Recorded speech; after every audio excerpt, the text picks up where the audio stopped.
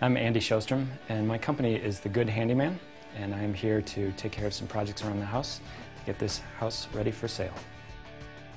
This separates a good handyman from a bad handyman.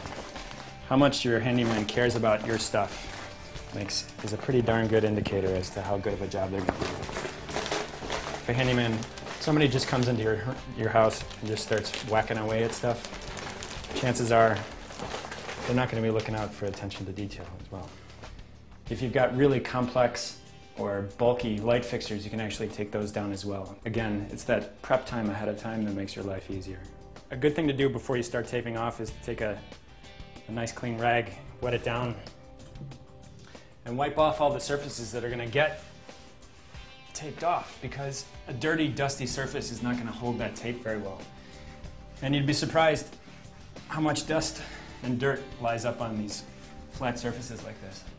So really you just need to kind of go around and make sure that they're wiped clean. You don't need any soap.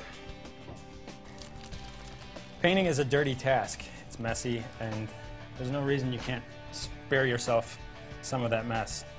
I like to use latex or the nitrile gloves. The ones you get at the hardware store are fine.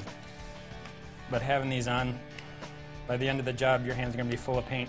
And keep yourself clean throughout the entire process. Because once you got paint all over you, you're going to get it all over something else.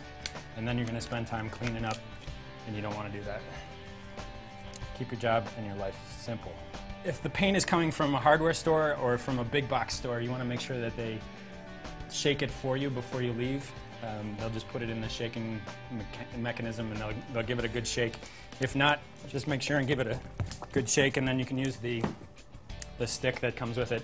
You want to make sure that it's well stirred or well shaken, because if the tint isn't mixed well, you're going to get blurry colors all over the ceiling or all over the walls. You want to have a nice consistent material. I'm using a special tool for opening this can of paint.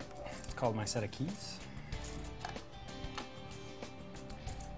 So in this case, the customer has chosen a nice soft chocolate milk color that's going to work really well in here. They got a good choice in sheen too, which is the eggshell color, and that's going to stand up well to the abuse of bathrooms.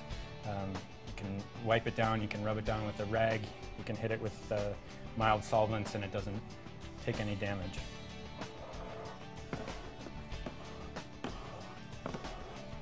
I like to use the reusable pans because for recycling purposes, these things work great, and you're not using up lots of plastic trays when these guys just clean up just as well as the other ones do.